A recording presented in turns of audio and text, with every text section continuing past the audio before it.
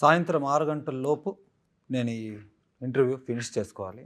ఇది నా first rule.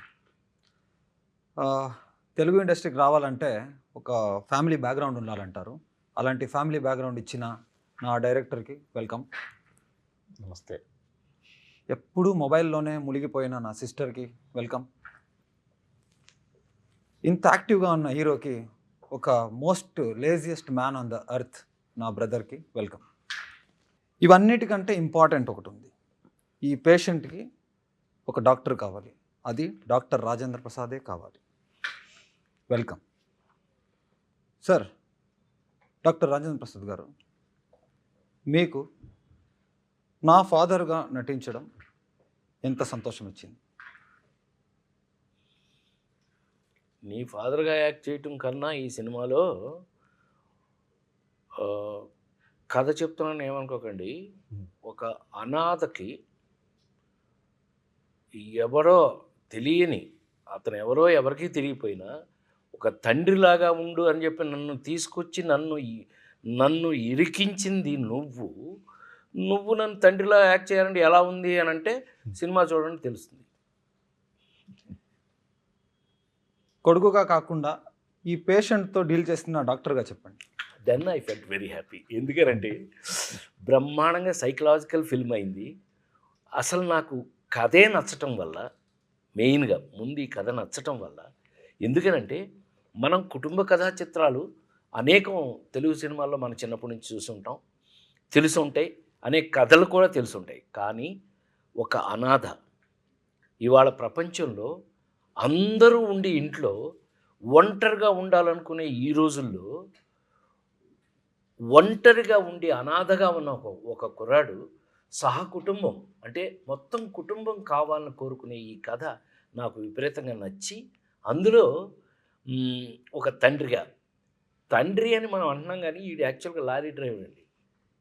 ఈడు లోడ్ వేసుకుని బెజవాడ నుంచి హైదరాబాద్ నుంచి బాంబే నుంచి ఢిల్లీ వెళ్ళి లోడ్ దించగానే పక్క పెట్టి క్వార్టర్ వేసుకుని పడుకునే టైప్ ఈయన తీసుకొచ్చి ఓ తండ్రి అని చెప్పి ఎంత హాయిగా మీరు నవ్వుకుంటారు.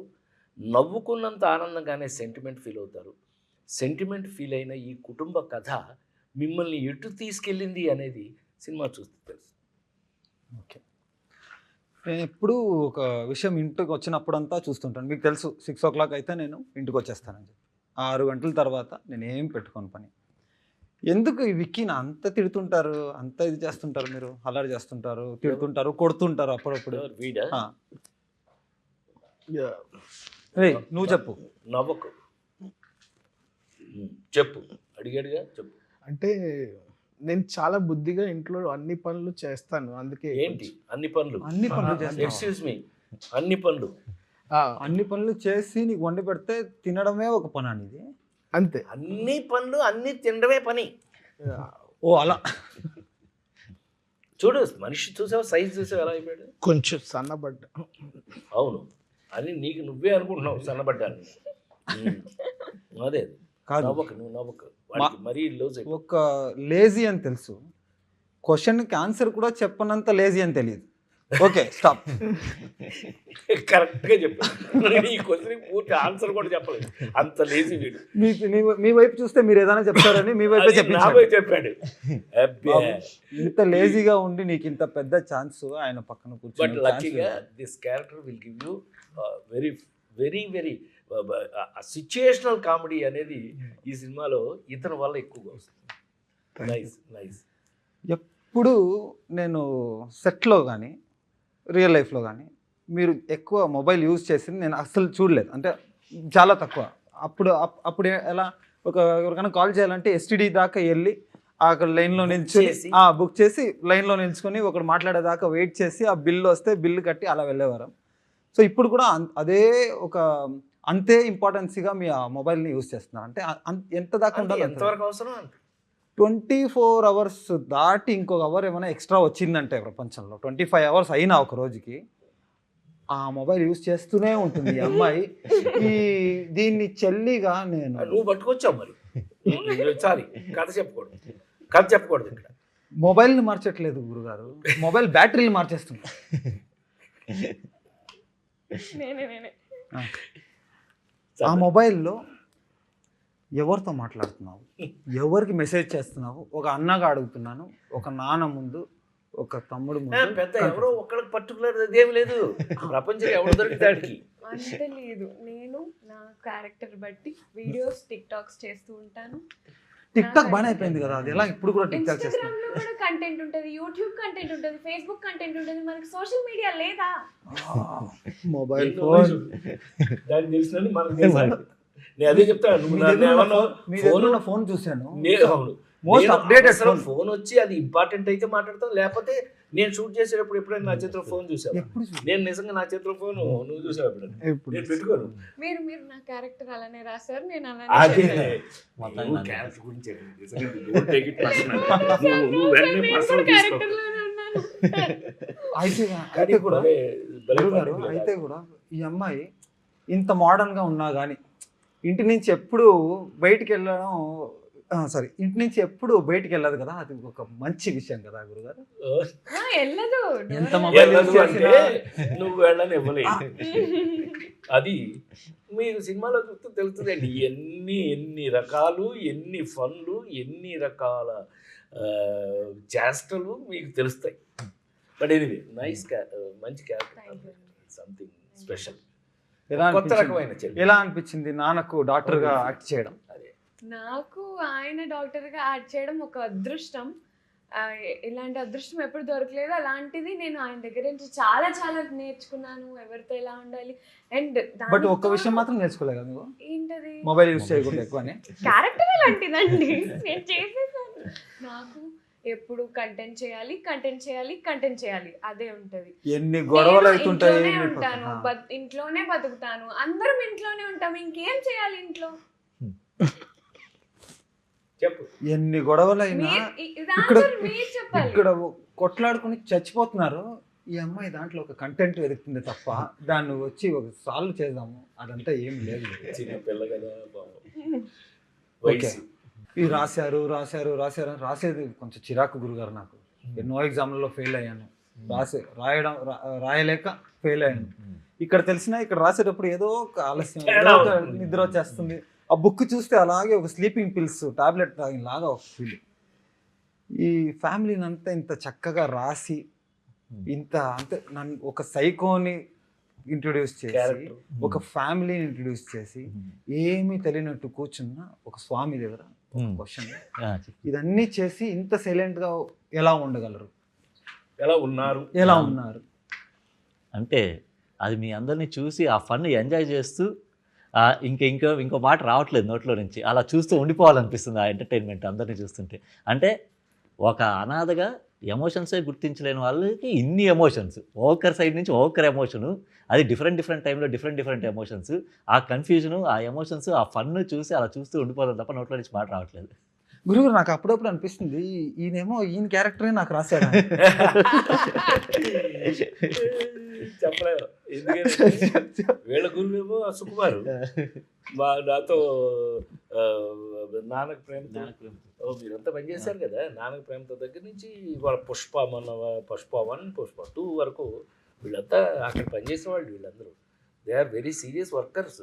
అట్ట కనపడుతున్నాడు కానీ దే ఆర్ ఉప్పెన తీసాడు ఎవరైనా మీతో నీ బ్యాచ్మేట్ బుచ్చిబాబు, వీళ్ళంతా బ్యాచ్, అంతా సుకుమార్ బ్యాచ్. ఇది అక్కడ పనిచేసిన వాళ్ళు వీళ్ళందరూ. అందుకే ఇంత మంచి కథ రాసుకోగలిగాడని అనిపిస్తుంది నాకు. ఇప్పుడు ర్యాపిడ్ ఫైర్ రౌండ్, మీరు ఫైర్ చేయండి, నేను ఆన్సర్ చేస్తాను. ఇదేంటి క్వశ్చన్స్ మనం అడగాలి? ర్యాపిడ్ ఫైర్ అదే కదా డిఫరెంట్. ఒక సైకో అదేమంటే పైగా క్వశ్చన్ అడగమంటాడు, డాక్టర్ గారు ఫైర్ అంటున్నాడు. డాక్టర్ గారు, ఫైరే నేను ఒక సైకలాజికల్ క్యారెక్టర్ చేసినాడు, ఒక పిచ్చాడు, రివర్స్ గేమ్ ఆడుతున్నాడు. ఇక్కడ అదో అందరూ ఇక్కడ నుంచి క్వశ్చన్ విసిరితే నేను అక్కడి నుంచి ఎక్స్పెక్ట్ చేస్తున్నాను. అబ్బా ఫస్ట్ But ఏమైనా ఈ పేషెంట్ కి ఆ డాక్టర్ నుంచి ఒక ఏదో నిన్ను అక్కడ కూర్చోబెట్టారు కానీ నాయన నువ్వు కూడా ఆన్సర్ చేయవలసిన వాడివే. రేపు సినిమా చూసేటప్పుడు నువ్వే హీరో అనే విషయం మర్చిపోకు. అయినా నువ్వు ఉండండి గురుగారు, ఒక నిజం చెప్పాలి. నేను సెట్లో ఒక లౌడ్ వాయిస్ వచ్చేది, హీరో గారు ఇంకో హీరో గారు ఇంకో ఎవరిని అనేవారు అలా. మనం కెమెరామెన్ మధు ఫస్ట్ డే నుంచి లాస్ట్ హీరో గారు ఎవరిని అన్నారు.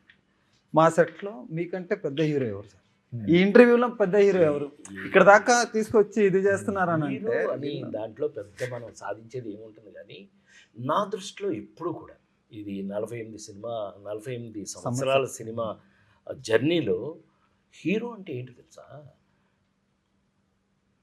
పెద్ద ఆయన కాలం నుంచి నేను చెప్తుంది ఎన్టీ రామారావు గారి కాలం నుంచి చూసిన వాడిని కదా నేను. కథకి ఎవరు నాయకుడైతే వాడే కథానాయకుడు. కథానాయకుడు ఈజ్ నథింగ్ బట్ హీరో.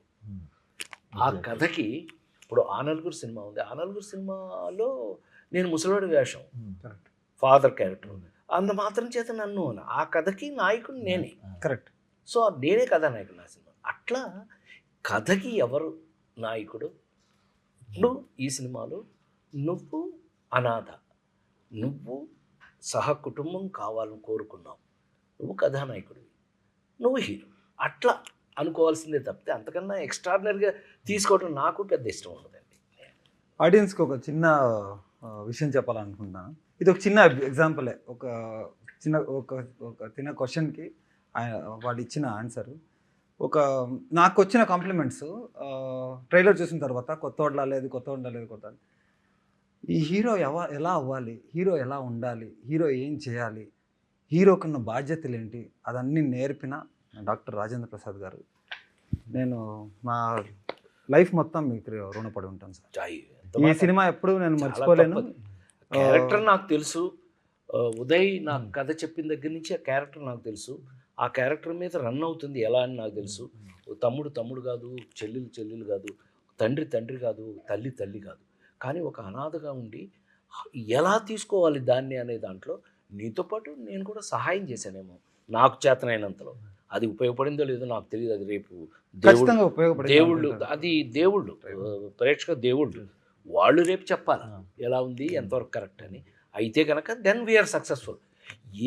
ఏ ఒక్క సినిమా నువ్వు ఒకటి గుర్తుపెట్టుకో, ఏ ఒక్క సినిమా ఒక్కడి వల్ల ఏ ఒక్కడో చేస్తే అది ఇంపాసిబుల్, అయ్యే పని కాదు.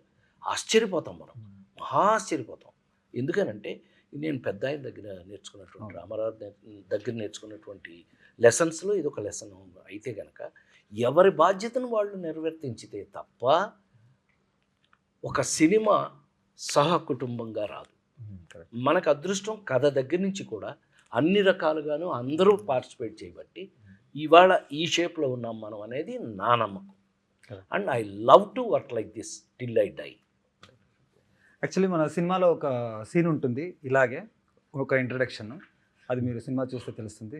But very important, HNG cinemas Mahadev Goud garu ఇంతంతా చేసి పెట్టిన దానికి మా అందరి తరపున, మా ఫ్యామిలీ తరపున, మా సహకుటుంబాన్ని తరపున, మీ సహకుటుంబాన్ని థ్యాంక్ యూ సో మచ్. మిమ్మల్ని గుర్తు చేసుకోవాలనుకున్నాను ఈ సందర్భంలో. నువ్వు అనాథవు కదా, నీకు ఇంత మంచి ఫ్యామిలీ కావాలి, మంచిగా చెడు నాకు తెలియదు కానీ ఇంత మంచి ఫ్యామిలీ కావాలని నువ్వు ఎందుకు కోరుకున్నావు? కథ రాసిన వాడిని అడగండి సార్, నన్ను అడుగుతావా? చిన్నప్పటి నుంచి నాకు ఒకటి ఉండేది, ఒక ఫ్యామిలీ బ్యాక్గ్రౌండ్ ఉంటే బాగుండేది కదా, మన సినిమా ఫ్యామిలీ బ్యాక్గ్రౌండ్ ఉంటే బాగుండేది కదా అని ఇలా వచ్చింది. బట్ ఈ సినిమాలో సినిమా చూసిన తర్వాత తెలుస్తుంది ఆడియన్స్కి ఈ మాట ఎందుకు చెప్తాను. And happy, nice to work. ఒక పబ్లో మనది ఒక సీన్ ఉంటుంది. అవును, అప్పుడు మీకు చెప్పలేదు, ఆ పోస్ట్ ఇట్ ప్యాడ్స్ వస్తాయి కదా, రాసేసి అతికిస్తారు. నేను టేబుల్ ఇటుపక్క ఉన్నాను కదా, ఇటుపక్క ఫుల్ అది అతికించుకున్నాను. మిమ్మల్ని ఇలా చూడడం, అలా చూడడం అని చెప్పడం, అలా చూడడం అని చెప్పడం. ఫస్ట్ టైం కదా, నీకు కొంచెం ఎక్సైటింగ్లో ఉండుంటుందేమో కానీ మనం ఈ కథకి, మనం వర్క్ స్టైల్కి ఏముదాయి, ఈ సినిమా వర్క్ స్టైల్కి మనకి ఎవరికి కూడా బేసిక్గా టెన్షన్ లేదు కాబట్టి, బేసిక్గా మనం క్యారెక్టర్స్లో ఉన్నాం కాబట్టి ఎవరి క్యారెక్టర్ని వాళ్ళు దే స్టార్టెడ్ ఫీలింగ్ ఇట్. ఈ పిల్ల అయితే క్యారెక్టర్ బయట నేను ఎప్పుడు ఎప్పుడు క్యారెక్టర్ బయట ఎప్పుడు చూడాల. మనాడు కూడా దొరికిందే ఛాన్స్ అని చెప్పి తినేశాడు, మొత్తం ఏది ఇస్తే అది శుభ్రంగా తినేశాడు అని అనుకుంటున్నాను నేను. లేదు లేవయ్యా, నువ్వు చల్లేవయ్యా. అప్పుడు ఏమన్నా షూటింగ్ అప్పుడు సార్ నేను మళ్ళీ మీరు చూసే టైంకి కొంచెం సన్నబడతాను సార్ అన్నాడు. యాక్చువల్లీ వదిలే వదిలే ఇంటర్వల్ బ్లాక్ లో మీ ఇద్దరి వల్లే అది రివీల్ అయింది. అది ఆడియన్స్ ఇంటర్వ్యూ బ్లాక్ ఎంత బాగుంటుంది. నువ్వు టీవీ కారణం ఇతరే. నువ్వు ఆ రోజు టీవీ చూడుకుంటే నా ఫ్యామిలీ నాతో ఉండేది. సరే ఇప్పుడు ఎందుకు కొట్టుకుంటారు? ఆ కథ చేస్తాం అయిపోయింది. ఇప్పుడు ఎందుకు సరే అని? ఇప్పుడు నేను ఒక క్వశ్చన్ అడుగుతా. సహకుటుంబ నాం కదా, నాన్న ఉన్నారు, చెల్లి ఉంది, తమ్ముడు ఉన్నారు, నీకు ఎవరు ఇష్టం? అమ్మ పెట్టాడండి ఫిట్టింగ్. మన ఫ్యామిలీలో పెట్టాడు. మమ్మీని కూడా కలిపి చెప్పు. మా నలుగురిలో మా నీకు ఎవరు ఇష్టం? మమ్మీతో సహా, మమ్మీ ఇక్కడ లేదు, దుబాయ్ లో ఉంది, అయినా కూడా పర్లేదు. ఫ్యామిలీ మొత్తం కావాలి కదా, ఎవరు ఎక్కువ ఇష్టం చెప్పు, నిజం చెప్పు. అయిపోయాడు, ఇంకేముంది? No safe blank answers. Blank అయిపోయాడు. Gap, rapid fire fast fast చెప్పాలి. ఫుల్ గ్యాప్, ఫుల్ గ్యాప్ అయిపోయింది. ఫుల్ ఫ్యామిలీ వద్దు నాకు. ఆ, నువ్వు అసలు క్యారెక్టర్నే రివర్స్ కొట్టావు. అది ఒక్కరి పేరు చెప్పాలి టక్కని. మనం అంతా చూడండి, కానీ భలే సహ చేసావు. కుటుంబానం పెట్టిన తర్వాత ఎవరు ఎక్కువ కాదు, ఎవరు తక్కువ కాదు. అందరూ కావాలి అని అందరూ అనుకో. కావాలి, కొట్టు.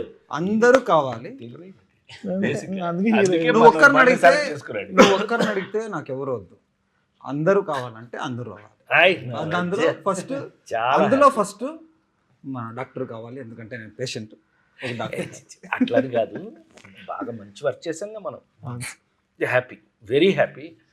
మేము ఇంత సంతోషంగా ఎలా అయితే కుటుంబం కాకుండా కుటుంబం ఎలా అయిపోయామో, మీరు రేపు ఈ సినిమా చూసిన తర్వాత కూడా ఈ సినిమాలో మీరు కూడా ఒక మెంబర్ అయిపోతారని నేను గ్యారంటీ ఇస్తూ, తప్పకుండా సహకుటుంబానాం సినిమా థియేటర్లో చూడండి.